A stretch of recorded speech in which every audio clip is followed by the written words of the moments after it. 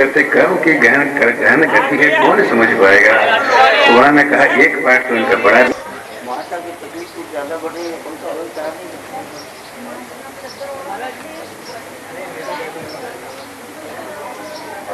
या फिर इधर ले माता को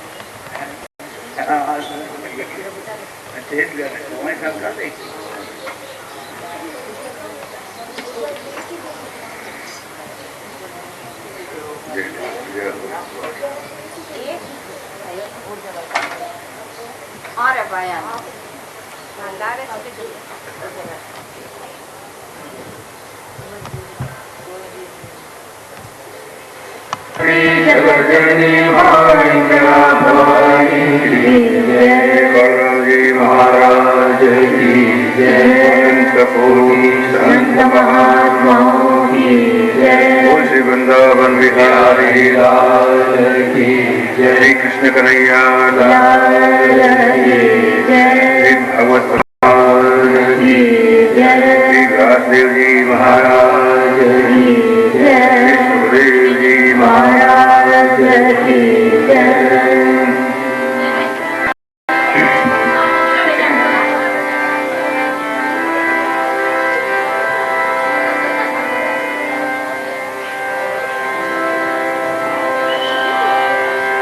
ब्रह्मानंदं परमसुखदं केवलं ज्ञानमुदयं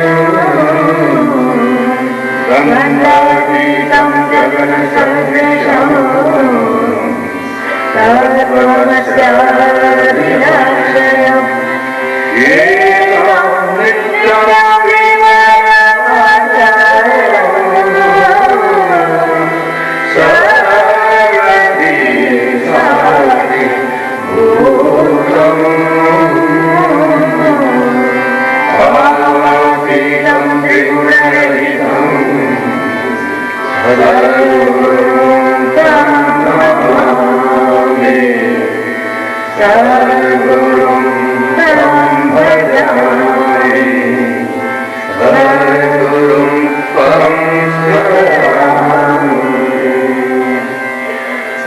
कृष्ण वीनती दास की है, भूले न कभी तुम्हारा, निष्पाप हो के दिन रात नामो श्री कृष्ण गोविंद हरे मुरारे।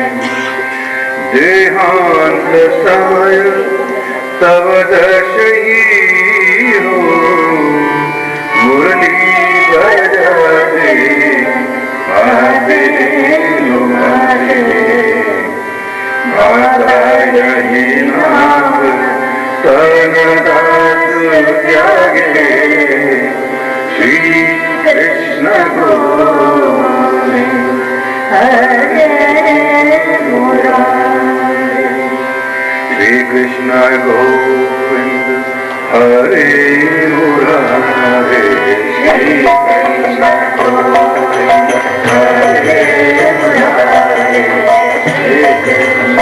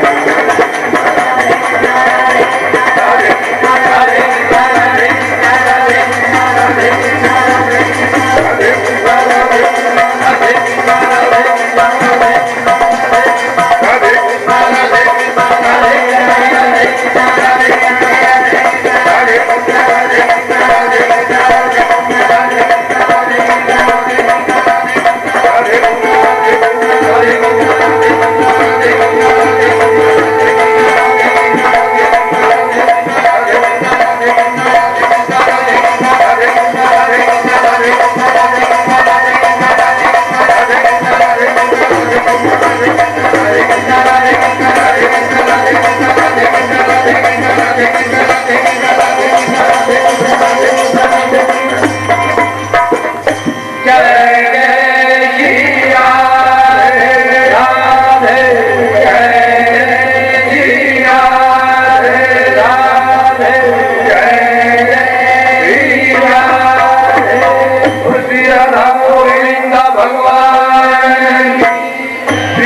कन्हैया लाल की जय, कृष्ण बलदेव की जय।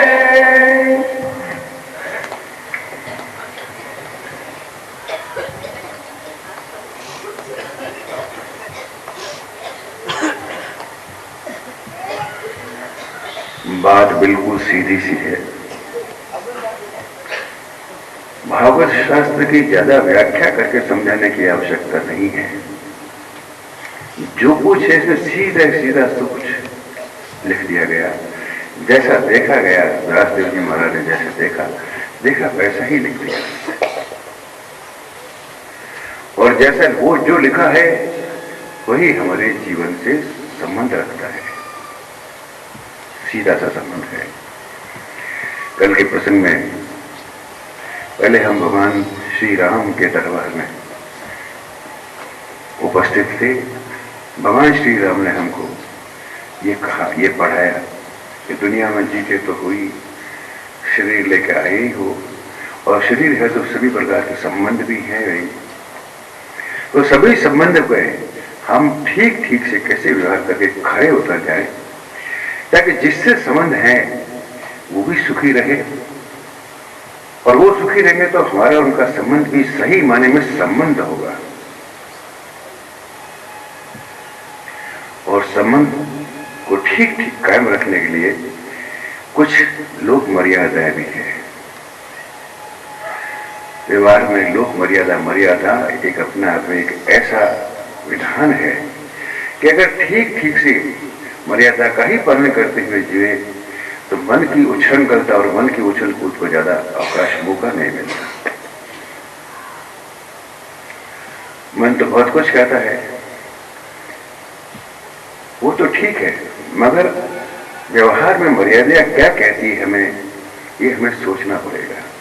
और हमें मर्यादा जो कहती है, जो भगवान ने जो मर्यादा स्थापित करके हमें मार्ग बताया है, और उसका पालन करेंगे तो मन की उछल कूद करना सारी ऊट पटांग पर अपना आप ही सब काबू में हो जाएगी, कंट्रोल हो जाएंगे। तो ये करने में आपत्ति भी क्या है भाई?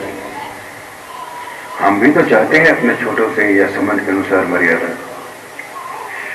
हम खुद चाहते हैं कि जिसका जैसा संबंध है वो अपनी मर्यादा में ठीक ठीक से व्यवहार करे, तभी हमको प्रसन्नता होगी, घर में सुख मिलेगा। तो जब हम मर्यादा चाहते हैं लोगों से, तो उसी मर्यादा का पालन करने में हमें क्या दिक्कत है? भगवान ने कहा जिसके साथ संबंध है उस संबंध के अनुसार लोक मर्यादा, लोक व्यवहार में मर्यादित जीवन जियोगे तो मन की उछल कूद अपना आप ही मिट जाएगी, और इंद्रियां, मन, संयम सब अपने आप हो जाएगा। मन काबू हो जाएगा, इंद्रियों का निग्रह हो जाएगा, संयम हो जाएगा, और मन में एक धैर्य की वृत्ति जागृत होगी, धीरे जाएगा। संयम से जब जीने लगेंगे तो दौड़ भाग का कहीं प्रश्न नहीं है, ऊट पटांगपन का कहीं प्रश्न नहीं है, और संयम से संयम रखते हुए जीवन जिएंगे तो जीवन में एक धीरज, धैर्य आएगा। धैर्य एक ऐसी वस्तु है जो कठिन से कठिन परिस्थितियों में भी हमें ठिकाने रख सकता है। सही सही जगह पर रखने के लिए हमें धैर्य चाहिए। उतावलापन हर जगह काम का नहीं है। उतावलापन एक जगह काम का है। भगवान से मिलने के लिए अगर उतावले हो जाओगे तो वो तो वहां तो उतावलापन काम का है, और संसार के कर्म करते हुए, प्रारब्ध का भोग भोगते हुए, व्यवहार करते हुए उतावलापन भी हमारे ज्यादा काम का नहीं है। धैर्य, धीरज से जीना है। ये भगवान श्री राम ने हमको अपना जीवन जी करके पाठ पढ़ाया है, कहा नहीं।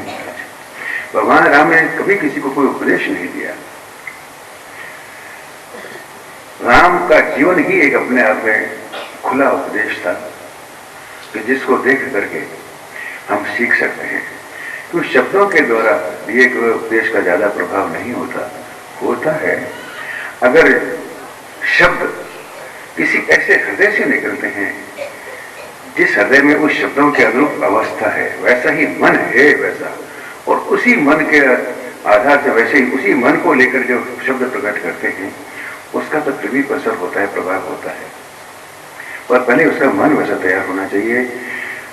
रामकृष्ण परमहंस के पास एक दिन एक माता जी गई अपने छोटे बच्चे को लेकर के। कहा, ठाकुर ये बच्चा बहुत गुड़ खाता है, आप इसको समझाओ ना ये कि गुड़ खाना छोड़ दे। तो ठाकुर ने कहा, रामकृष्ण परमहंस ने कहा, माता जी आप एक सप्ताह के बाद 7 दिन के बाद आना। 7 दिन के बाद बुढ़िया उस बच्चे को लेकर के पहुंच गई वहां पर। जाके बैठा तो ठाकुर ने उसकी तरफ देख के कहा, देख रे अब कल से गुड़ मत खाना। चुपचाप पता चला, बोले अब ये नहीं खाएगा, जाओ। तो माता जी ने कहा, ठाकुर ये बात आप उस दिन भी कह सकते थे, आज ही क्यों कहा आपने? कहा, माता जी उस दिन मैं खुद गुड़ खाता था, उस समय मैं खुद गुड़ खाता था, इसलिए मेरी बात का असर नहीं होता। अब मैंने इसको कहने के लिए गुड़ खाना खुद छोड़ दिया है, तो अब मेरी बात का असर इसके ऊपर होगा। ये पाठ पढ़ाने की विधि है। जीवन में व्यवहार हम किसी को सिखाना चाहते हैं तो जो व्यवहार के लिए हम बात कह रहे हैं पहले हुए हमारी खुद की अवस्था वैसी होनी चाहिए। नहीं तो मारवाड़ी में कहावत है कि आप गुरु जी बैंगन खावले तुझो ने प्रबोध बतावे, कौन मानेगा? कहने से कौन मानेगा? हमारी बात क्या मानेंगे? ये शास्त्रों ने इतनी बातें सारी लिख दी, उसको पढ़ के भी हम नहीं मान पा रहे हैं। भगवान की बात भी हम नहीं मान पा रहे हैं, क्योंकि शब्दों के द्वारा जो एक असर आता है, शब्द अपने आप में भगवान का प्रकट स्वरूप तो है, मगर जिस मुख से जिस हृदय से शब्द प्रकट होते हैं असर उससे होता है। ये प्राकट्य लीला है भगवान की। भगवान राम ने सब कुछ करके बता दिया, सिखा दिया। अब हमें क्या सीखना है इस जीवन में सुख पाने के लिए, ये हमें ही तय करना पड़ेगा। दूसरे बता भी देंगे, बताते ही आए हैं, आज से बताते ही रहेंगे, मगर जिसने इस तरह का जीवन जीना तय कर लिया है उसी का जीवन सुधरा है, बाकी वैसे ही चलता है सृष्टि क्रम। और जब हमको भगवान ने यहाँ इस आयोजन में अपने सम्मुख बुला ही लिया है और सारी बातें भगवान अपने खोल खोल के रहस्य हमें कह रहे हैं, व्यवहार को लेकर भी जितनी बातें हैं, तो ऐसा विचार है कि इस समय का पूरा सदुपयोग कर ही लेना चाहिए। अब ढील करने में सार नहीं है। एक कण भी अगर जीवन में कहीं उतर गया, एक रस की एक बूंद भी अगर उतर गई, तो सारे जीवन के जन्म जन्मांतर का विषय समाप्त हो जाएगा। अमृत प्यारा गुण कण जो विष को नहीं पी ले, अमृत पी लिया विष नहीं गया, तो कहीं कहीं खोट है। कबीरदास जी ने कहा है कि अमृत प्यारा गुण कहीं जो विष को नहीं पहले, तो उसमें दो, या तो गुरु सांचा नहीं, उनकी वाणी में प्रभाव तेज नहीं है, या तेरा मन नहीं झेले, या ये मन झेल नहीं पाता। उनकी वाणी में कबीरदास जी ने निर्णय किया कि नहीं, ऐसा नहीं है। कहे कबीर तुम तो दानपति, आप तो दानपति हैं, हम ही हैं कर्महीना। क्या कहे? तो अब समय नष्ट न हो। इस आयोजन का इतना बड़ा आयोजन हुआ है, हम सब लोग घर के काम काज छोड़ करके यहाँ पर बैठे हैं, दूर दूर से भी लोग आए हैं और अच्छा लग भी रहा है, आनंद भी आ रहा है। मुझे लग रहा है कि कितना आनंद, कितना शांति से लोग बैठे हुए हैं, ये मेरी कल्पना के बाहर था। मैं सोच भी नहीं सकता था कि इस जगह पर इतनी शांति से प्रेम पूर्वक लोग आके हृदय से सुन रहे हैं। भगवान की बड़ी बड़ी विशेष कृपा मुझे नजर आ रही है, इतनी बड़ी भरी कृपा हो रही है। तो जीवन में कुछ न कुछ लाभ, कुछ लेके जाना ही चाहिए हमको, यहाँ से कुछ लेके जाना चाहिए। भगवान की बात को समझ हमारे हृदय में धारण करके नहीं चाहिए। मर्यादा का जीवन, मर्यादित जीवन का पाठ पढ़ाते पढ़ाते जब लगा कि ये कलयुग में, इस युग में शरीरधारी मनुष्यों के लिए जो जन्म जन्मांतर के संस्कार साथ आए हैं, उनको साथ लेकर के जीते हुए सारी मर्यादाओं का सत्यता पूर्वक पालन करना करीब करीब असंभव है, बहुत कठिन होगा। ये बहुत कठिन तपस्या हो जाएगी।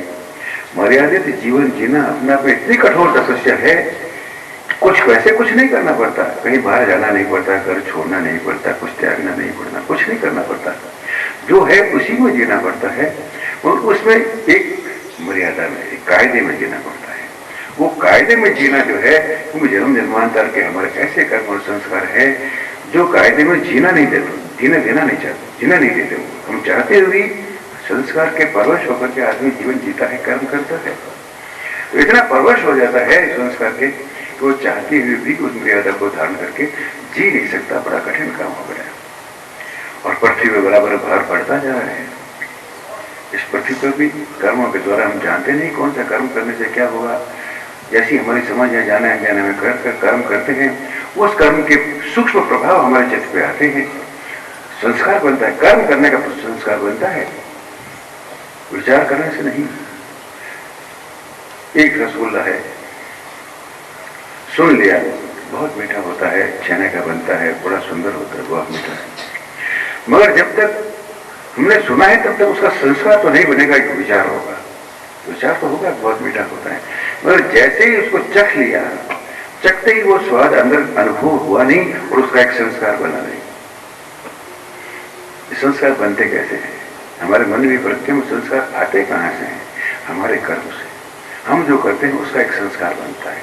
अब जब अच्छा करो, बुरा करो, ऊंचा करो, नीचा करो, जो भी हम करेंगे शरीर से, उसका मन के ऊपर एक फोटो हो जाएगा, प्रिंट हो जाएगा, वो वृत्ति बन जाएगी, उसका एक संस्कार बन जाएगा। तो भगवान ने कहा इतना मर्यादित जीवन जीना साधारण जीवों के लिए बहुत कठिन है, बहुत कठिन है, करीब करीब दुर्लभ सा ही है। मगर सृष्टि है, बनाई है, तो उसकी रक्षा, उसका कल्याण तो करना ही है।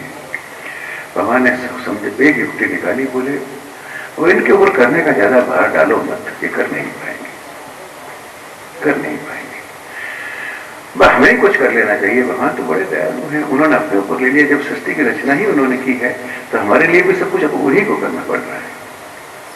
उन्होंने कहा अब हम ही जो है, अब हम इनको क्या कहना है, ये क्या कर पाएंगे। कहते कहते तो जब से सृष्टियां बननी शुरू हुई तब से कहते हैं, सुनते हैं, मगर कुछ बात बड़ी नहीं बात, और हमें ही करना है।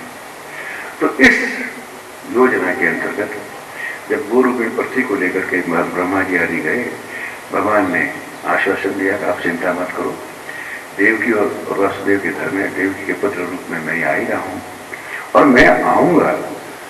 मेरे आने की सूचना मात्र से जो जीवन में होना चाहिए अपना आप होना शुरू हो जाएगा। होना क्या चाहिए? मनुष्य का जीवन में क्या होना चाहिए कि भगवान में मन लगना चाहिए, किसी बात को लेकर, कोई अनुभव को लेकर, यही तो होना चाहिए। तो उन्होंने कहा मेरी सूचना मात्र से जो होना चाहिए वो होना प्रारंभ हो जाएगा। उसका प्रमाण है कंस।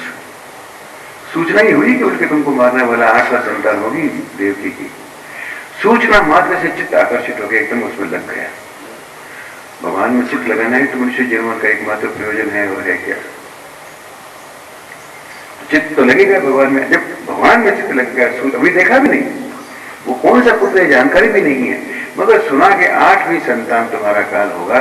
उस 8वीं संतान के ऊपर उसका मन की नजर टिक गई और उसको क्षण भर के लिए भी भुला नहीं सकता, क्योंकि काल का भय होगा। भय बिना प्रीत न हो तो कुछ आई, भय के बिना भगवान से कौन पूछेगा? हम खुद ही रावण है। भय के बिना भगवान से प्रीति नहीं होती, भय से होती है। भयभीत होकर के मेरा काल जो है 8वीं संतान है, इसकी सूचना मात्र से जो है उसका चित्त एकाग्र हो गया। और भगवान जब चित्त एकाग्र हो गया तो संसार में नहीं रहा, संसार में नहीं रहा, तभी तो भगवान में लगा। तो सारे जीवन का प्रयोजन है एक सूचना मात्र से सिद्ध होना शुरू हो गया, प्रारंभ हो गया। ये इस भगवान के नर लीला के जो कृष्ण भगवान के रूप में बता रहे हैं उसका ये विशेष रहस्य है, रहस्य है। चित्त को आकर्षित करने वाले चित्त चोर, माखन चोर, चुरा के खाने की आदत है उनको, क्यों? वो जानते हैं कि हम देने वाले लोग नहीं है जो अपने आप से उनको देते हैं।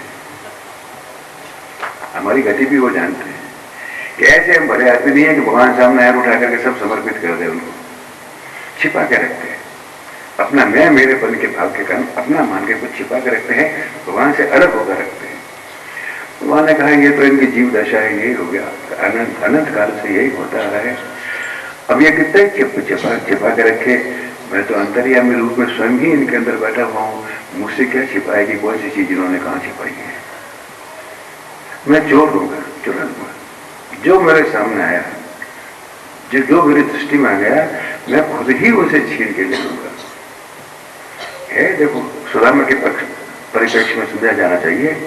सुदामा जी जब भगवान से दर्शन करने के लिए द्वारका गए तो 3 मुट्ठी चावल की एक पोटली बांध करके बगल में दबा करके गए, मगर संकोच के कारण कि हमारे मित्र जो है द्वारकाधीश हैं, उनको ये 3 मुट्ठी चावल कैसे समर्पित करूं, संकोच के कारण दबा करके बैठे हुए दे नहीं रहे। भगवान ने पूछ लिया कि भाभी ने कुछ मेरे लिए तो भेजा तो होगा कुछ भेंट, बोल नहीं रहे हैं। वो पकड़, वो एक कपड़े का जो चिथड़ा था वो बाहर दिख रहा था, पोटले का एक सिरा तुरंत पकड़ के खींच लिया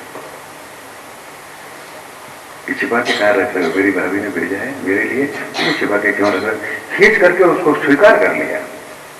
ये भगवान का ये रहस्य है। वो कोई संकोचवश छिपाता है, कोई स्वार्थवश छिपाता है, कोई लज्जावश छिपाता है, और कुछ अपना मान करके कहीं ये भगवान ले न ले, हमारी चीज छिन न जाए, इस डर से छिपाता है, मगर छिपाते जरूर है। भगवान ने कहा मेरे से छिपकर कहां जाओगे भैया, मैंने तो तुमको बनाया है, मैं ही तो अंदर बैठा हुआ हूं अंतर्यामी रूप में। जो तुम मैं कर रहे हो वो मैं है कौन तुम्हारा, इसको देखा है कभी? और जिस शरीर को तुमने मैं समझ करके देखा है, इसको भी तुम नहीं समझ पाए, तो ये वो मैं जो तुम्हारा अंदर क्यों जो मैं है वो हम खुद ही कहते हैं कि ये मेरा शरीर है, मेरा शरीर है, तो वो मैं कौन है? हम तो ये नहीं कहते कि मैं शरीर हूं, या मैं हाथ हूं, तो मैं टांग हूं, ऐसा थोड़ी कहते हैं। मेरा हाथ है, मेरा पांव है, मेरी आंख है, तो वो मेरी, जिसको मेरी कहने वाला वो मैं कौन है? बात तो ये है। उन्होंने कहा वो जिसको तुम मेरा कह रहे हो ना, वो तो मैं ही हूं, तुमको पता नहीं है, तुमने मुझे पहचाना नहीं कि वो तेरा और तुम्हारा मेरा संबंध कभी हुआ ही नहीं, तुमने मुझसे संबंध नहीं किया, इसलिए मेरा परिचय तुमको मिला नहीं। तो ये भगवान शरीर धारण करके हमसे संबंध स्थापित करने के लिए पधारे हैं। हम अपनी ओर से संबंध नहीं कर सकते उनसे। उन्होंने कहा ये मुझसे क्या संबंध करेंगे, जिन संबंधों को इन्होंने मान रखा है, जिनसे संबंध दुनिया में कर लिया है, उसमें भी ये ठीक से एक से खड़े नहीं उतरते, उनके रोज रंग बदलते रहते, मेरे से क्या संबंध करेंगे? वो हमारी विवशता को जानते हैं भगवान। सूचना में से कंस का चित्त आकर्षित हो गया और अब तो प्रकट ही हो गए, शरीर धारण करके पधारी गए, क्योंकि कंस को यह सूचना थी कि उस योग माया ने जब हाथ से छूटते हुए कहा, अरे मूर्ख तुझे मारने वाला तो पैदा हो चुका है, और कहां है ये नहीं बताया, और कौन है ये भी नहीं बताया। अब ये लगा कि वो तो पैदा हो चुका, मगर है कौन? है तो बालक ही। उसने सारे अपने दूतों को आज्ञा दी कि जितने बालक है सबको मार डालो, कोई न कोई तो उसमें हो गई।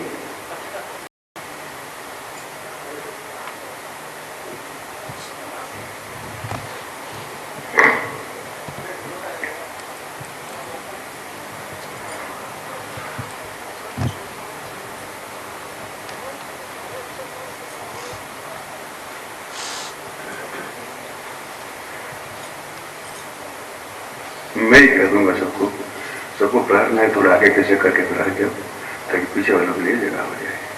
जगह बड़ी है, आगे थोड़ा आगे खिसक जाओ, आगे खिसक जाइए, जो बैठे हैं वहीं से खिसक जाइए, पीछे वालों को आगे लाने की जरूरत क्या है?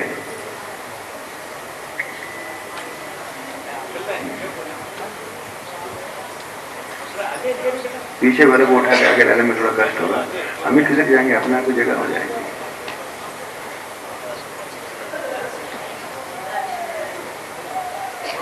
व्यवस्था की दृष्टि से आवश्यक भी है, बताना कहना, इसमें कोई आपत्ति नहीं, कोई ऐसी बात नहीं।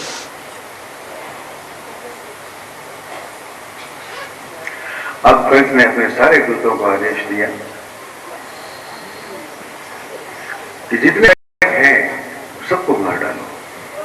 अब उसके दूत जो है सेवक, हर बालक को जो कहीं दिखता है उसको मारने में लगे हुए चारों ओर। बालक है कौन ये पता नहीं। उसका एक परम शक्तिशाली दूत पूतना, तो स्त्री वेश में है, बालकों को ढूंढते फिरते हैं सारे लोग, बच्चों को। पूतना भी सोचा, उसने सुना कि नंद बाबा के घर में किसी पुत्र ने जन्म लिया है, तो उसका तो काम ही यही है कि बालक जहां जन्म लेते हैं उसका वध कर ही डालो। एक बड़ा सुंदर रूप धारण करके पूतना, और हाथ में कमल का फूल लेकर के राजलक्ष्मी की तरह धड़ाधड़ करते नंद भवन में घुस गई। लोग देख रहे हैं कि ये कोई अजनबी स्त्री है, जानी पहचानी तो नहीं है, मगर उसका रूप और उसका रंग ढंग देकर के किसकी हिम्मत नहीं हो रही पूछने की कि तुम कौन हो। धड़ाधड़ घुस गई नंद बाबा के यहाँ। अच्छा, उधर जब बधाएं बटने लगी, खूब उत्सव मन गए, तो नंद बाबा जो है मथुरा में हर साल उनका कर चुकाने के लिए जाया करते हैं। वो तो कर चुकाने के लिए चले गए मथुरा, और यशोदा मैया जो है उसको नहा सजा करके बस पहले बट गई, सारे काम हो गया, अतिथियों का स्वागत हो गया, वो अपने घर के काम में लगना है, नहा सजा करके एक पालने में सुला करके अपने काम में लग गई। पूतना ने आव देखा न था, सीधे उस पालने के पास पहुंची, उस बालक को उठा करके अपने गोद में रखा, और उसके स्तन पर भयंकर विष लगा हुआ था। तो स्तनपान कराने के बहाने जैसे लाड़ कर रहा हो, उस लाड़ करने के ढंग से बहाने भगवान के मुख में सीधा वो उस स्तन को दे दिया जिसमें भयंकर विष लगा हुआ था। भगवान तो भगवान है, वो तो शरीर रूप में बालक रूप में आए हैं, मगर है तो वही अंतर्यामी जो अंदर बैठे हैं, उनसे क्या छिपा हुआ है। लीला यहां से प्रारंभ हो जाती है। बात है संबंध की, चाहे हमारी ओर से हो चाहे उनकी ओर से हो। जैसे ही उनके साथ संबंध हुआ नहीं और संसार से संबंध छूटा नहीं, वो छूटा नहीं और मुक्त हुआ नहीं। सीधी सिंपल बात है, वो ज्यादा गहरी बातें नहीं है कोई अध्यात्म, साधारण सामान्य जीवन जीते जीते ये चीजें घटित होती है। उठा करके गोद में रख करके अपना स्तन उसके मुख में दे दिया, और भगवान को दूध पिलाना शुरू किया। भगवान ने भी समझ तो लिया ये स्तन पे क्या लगा करके आई है, मगर जो स्वयं रस के सागर हैं, अमृत स्वयं अमृत का प्रकट स्वरूप है, उसका विष कैसे विनाश कर सकता है। उसके तो संपर्क होने वाले का विष समाप्त हो जाएगा, उसको विष थोड़ी व्याप्त होगा। जिसका संबंध भगवान से हो गया किसी रूप में किसी माध्यम से, उनके जीवन का विष तो वहां समाप्त हो जाता है। भगवान में विष थोड़ी व्याप्त होता है, वो तो विष को समाप्त करके रस प्रदान करने के लिए ही ये लीला है, ये रस लीला है। ये रस लीला भगवान रस के रस स्वयं रस ही प्रकट होकर शरीर धारण करके, प्रेम रस प्रकट होकर के शरीर धारण करके आया है, तो उसको विषाक्त कौन कर सकता है। भगवान ने छोटा सा बालक जैसे हाथ पांव उछालते हैं, दोनों पांवों के बीच में उसके स्तन को खूब दबा कर अच्छी तरह से और जोर से उसके दूध को खींचा। इतना जोर से खींचा कि दूध क्या खींचा, उसके प्राण ही खींच लिए। अब वो चिल्ला रही है, अरे छोड़ छोड़ छोड़, पीड़ा से पीड़ित हो रही है, और अब छुड़ाने के लिए छटपटा रही है, मगर भगवान किसको पकड़ते हैं तो छोड़ते हैं क्या। पकड़ लिया तो पकड़ ही लिया, बस हो गया काम। ऐसा उसको स्तनपान करके खींचा कि अंत में उसके प्राण निकल गए, और भयंकर उसका असली स्वरूप जो है पूतना का, वो थी कौन, कपट छल जो है। जब तक उसकी चलती है जब तक तो कोई नहीं पहचान पाता, मगर कहीं ऐसा ही फेट में आता है कि उसकी जहां चलती नहीं है वहां वो अपने असली स्वरूप में प्रकट उसको होना ही पड़ता है। चली नहीं तब उसका असली स्वरूप प्रकट हुआ। भयंकर विशाल का शरीर जो है धाम से गिरा, लंबा चौड़ा शरीर, राक्षस का शरीर, और भगवान उसकी छाती पे स्तनपान कराने के लिए यहाँ रखा था, गिरी तो स्तन वहीं छाती करा दिए गए। कहते हैं क्योंकि भगवान से संबंध हो गया, और कपट से भी उसने मां बनकर के उसको स्तनपान कराने का संबंध जोड़ा, तो उस कपट को भी उसको मातृगति प्रदान हुई जो मां को होती है। भगवान ने उसको भी मात्र गति दी है, आखिर मां बन के उसने स्तनपान कराया। चाहे उसका कोई भी भाव रहा हो, मगर भगवान किसी भाव से जुड़ जाओ, जुड़ने पर उसका कल्याण तो संभव ही है, निश्चित है। बस जुड़ना है।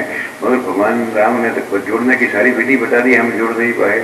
भगवान ने कहा अब तुम तो जुड़ोगे नहीं, मैं ही जुड़ूंगा आके, मैं आऊँ, मैं तो खुद ही जुड़ जाऊंगा और जोड़ लूंगा, जैसा करना वो करूंगा, तुम तो जो कुछ करना है करो अपने हिसाब से, तुम्हारे पर कोई भार नहीं है। महापुरुष भी जीवन में, जो महापुरुष होते हैं और जो उनके आश्रित होते हैं, उनके जीवन की प्रक्रियाओं में, जीवन शैली में ज्यादा छेड़छाड़ नहीं करते, ज्यादा इधर उधर नहीं करते। सामान्य जीवन जैसा चलता है वैसे चलने देते, हाँ भाई करो अपना, कुछ भी काम करो, मगर अंदर से ऐसी कस के उसको पकड़ के रखते हैं और ऐसा कंट्रोल अपना ऑटोमेटिक होता है कि वो अपनी मर्जी से चाहे कि कुछ कर भी नहीं सकता, और करने चाहे तो तुरंत खींच जाते था एक सेकंड में। ये महापुरुषों की लीला भी होती है ऐसी। भगवान ऐसा थोड़ी है कि भगवान उस समय होगा, भगवान है ही नहीं। भगवान कोई सृष्टि भगवान से शून्य होती है क्या? भगवान उस समय थे, आज भी थे और सृष्टि के अंत तक रहेंगे, जब इस सृष्टि की रक्षा होगी। भगवान थे और भगवान नित्य हैं, तो आज उनके भक्त भी नित्य हैं, वो भी हैं, और वो है फिर लीला भी नित्य है। जो कुछ उस समय हुआ वो आज भी हो रहा है।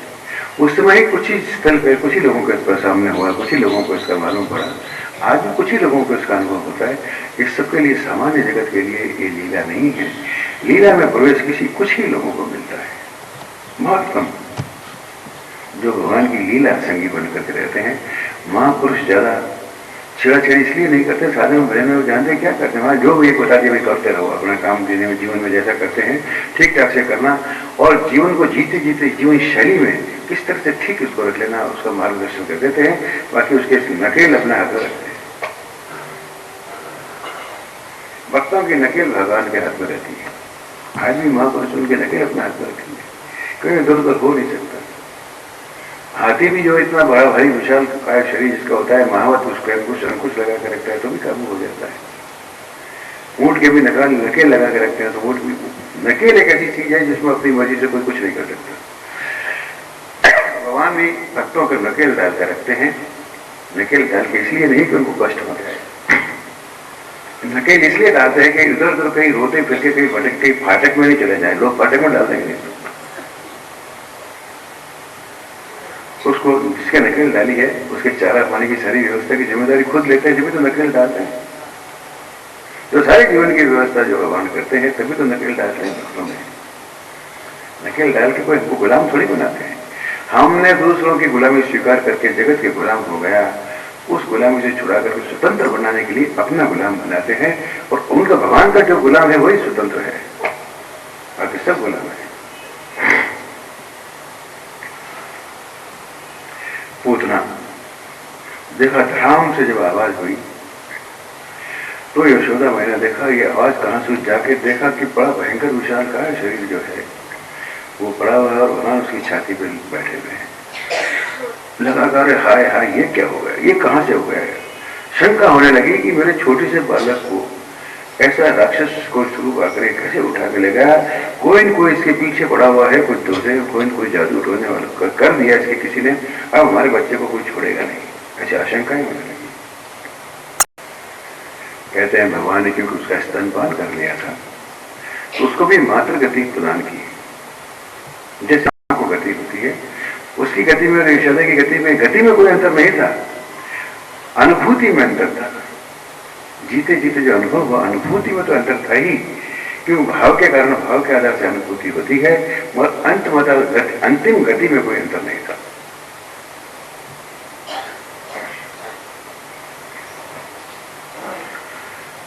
देखा, फिर उठाया वहां से मां ने लेकर नहलाया धुलाया, और कुछ न कुछ इसके पीछे तो गोबर से नहलाया, गौमूत्र से नहलाया, शरीर की शुद्धि करी, गौ के पूंछ के नीचे से निकाला। मेरे बालक को ये टोट का करते हैं, टोट के किए उसे। ये रस शास्त्र में जिन जिन बातों के बारे में लिखा था कि प्रेम क्या है, माता क्या है, पिता क्या है, बंधु क्या है, भाई क्या है, सखा क्या है, ये एक संबंध है, और उन संबंधों की बहुत बड़ी बड़ी चर्चाएं तत्व रूप से की गई है। प्रेम तत्व पर है, भक्ति तत्व पर है, मगर वो जो चर्चाएं शब्दों में की गई उसकी अनुभूति कैसे हो।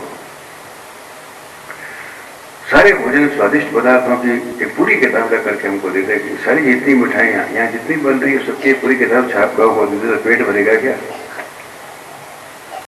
जब तक चखेंगे नहीं तब तक उसका स्वाद नहीं आएगा।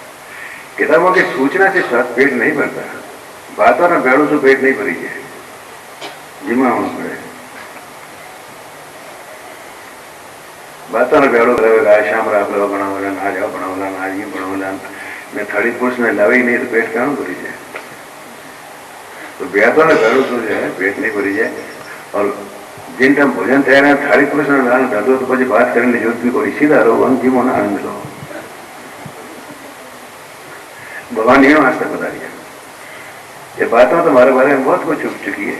बहुत बड़ी बड़ी किताबों में शास्त्र लिख दिया है थोड़ा पेट भरी जाओ कि जीवन में पूर्ण संतुष्टि थाने मिलेगी कभी।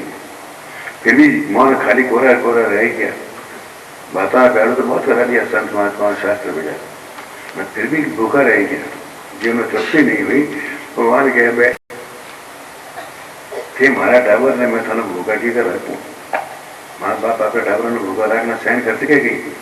मैं तो खुद ही पुरुष में लजी गाली किया गया सब धपा धपाने जिमा दुल्हा थाने कहीं कटी कुछ मन कटी चावल ही नहीं ऐसी इसलिए भगवान बता रहे हैं। माँ यशोदा मैया है। माँ क्या होती है और माँ का वात्सल्य रस क्या होता है। माँ के बारे में बहुत सारी पुस्तकें लिखी गई है। माता जी की पूजा भी करते हैं माता जी की उपासना करते हैं माता भक्तोता शक्ति की उपासना है। मगर उस माँ का रस क्या है। रस को पिलाने के लिए एक शरीर की आवश्यकता है। रस व्यवहार और संबंध से पिलाया जाता है। व्यवहार के द्वारा ही रस जब तक दूध में घी है मगर जब तक मथन उसको मथ करके मक्खन निकाल के पूरी प्रक्रिया के साथ जब तक घी अंतिम अवस्था तक नहीं पहुंचेगा तब उसमें दूध में घी होते भी घी हमें मिलेगा नहीं। तो इसीलिए प्रेम रस माँ का रस क्या होता है माँ का हृदय क्या होता है। जब तक पुत्र लाडला पुत्र उसके सामने न हो जब तक माता का भाव जागता नहीं है और मातृ रस की अनुभूति नहीं होती। और पुत्र भी भगवान जैसा जो अपनी मां से कुछ भी अपेक्षा नहीं रखता। मां को नित्य रस पिलाना ही मां की सेवा करता है। मां से लेता कुछ नहीं। ऐसा पुत्र भगवान ऐसे पुत्र है। उसको रस पिला पिला कर जीवन में पूर्ण तृप्ति की अनुभूति कराने का काम जो है भगवान का है और उनसे कुछ चाहता नहीं है मगर अपने व्यवहार से संबंध के माध्यम से ही जो है उनको ऐसे रस पिला पिला के तृप्त कर देते हैं कि माँ को उस रस के सिवाय जीवन में कुछ सोचता ही नहीं कुछ अच्छा लगता ही नहीं जीवन में। ये वात्सल्य रस सभी रसों का जितने रसों का वर्णन किया गया है शास्त्रों में भगवान ने अपने व्यवहार के द्वारा उससे संबंध जोड़ करके अपने हृदय व्यवहार में आचरण में घड़े भर भर करके बुलाए आचरण के द्वारा कह के नहीं समझाया। भगवान राम ने तो करके समझाया। कह के तो उनके पहले पहले शास्त्रों ने समझा दिया सब जब तक शरीर धारण नहीं किया। उससे समझ में नहीं आया तो भगवान ने कहा भाई कहने से तो समझ में आया नहीं अब अपन करके बताओ। तो राम जी ने करके बता दिया। आगे समझा करके बताने पर भी समझ में नहीं आएगा इनके ये कुछ करने वाले हैं नहीं। भगवान ने कहा इनको करने धरने का तो काम छोड़ो अपने जो कुछ है कर लेंगे और इनको समझा देंगे क्या होता है। जिसके बारे में लिखा गया है वो तत्व है। उस तत्वों का रस क्या है। ये सारी लीला तत्वों को साकार करने की लीला है। प्रकट साकार का मतलब जिसके बारे में लिखा है उसको प्रकट करके अनुभव करा देना उसका स्वाद चखा देना इसके लिए लीला है भगवान।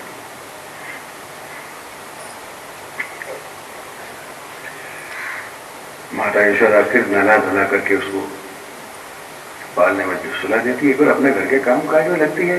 उसको गोद में एक माँ लेकर के 24 घंटे कैसे बैठे रहेगी।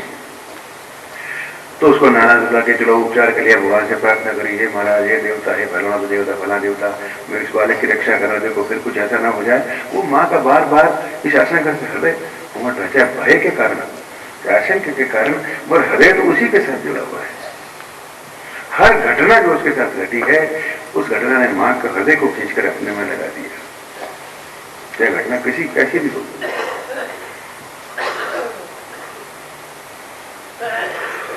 इधर नंद बाबा जब मथुरा गए कंस का कष्ट चुकाने के लिए।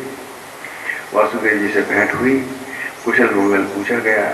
कहा कंस के राज में कुशल मंगल क्या पूछे, यहाँ तो जैसा होता है वैसे ही होता है। दोनों की बात होती थी। वासुदेव जी ने कहा, उनको पता था कि कंस के दूध चारों ओर फैले हुए बच्चों को मारने के लिए, और एक बालक इनके घर पे है, नंद के घर में। कहा देखो बाबा, अब आपको ज्यादा समय तक घर के बाहर रहना उचित नहीं है, समय बहुत खराब है, कंस के दूध फैले हुए हैं, आपको गोकुल छोड़ के अब ज्यादा इधर उधर जाना नहीं चाहिए, आप शीघ्र गोकुल पहुंच जाओ। उस मां ने नहला धुला करके और फिर पालने में सुला दिया।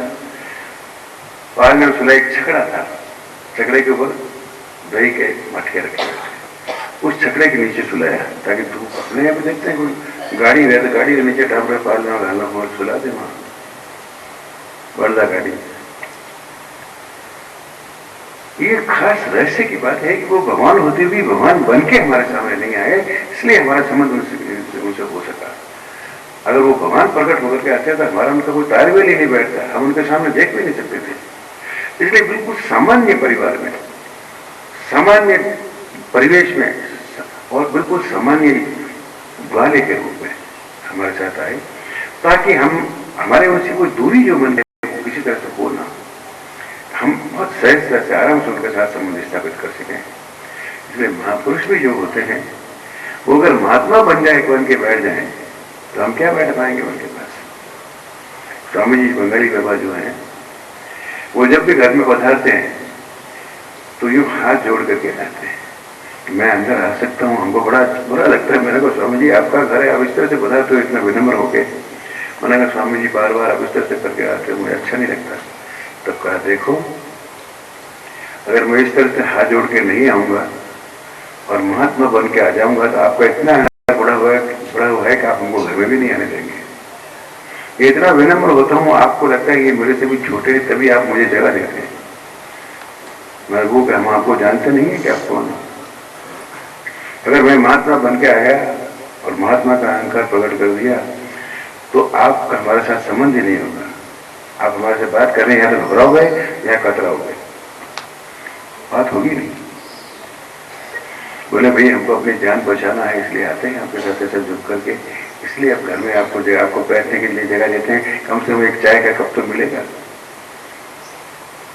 कितना है विनम्र सामान्य, इतने हल्के होकर के हमारे पास रहते हैं, हमको पता भी नहीं लगता वो कौन है।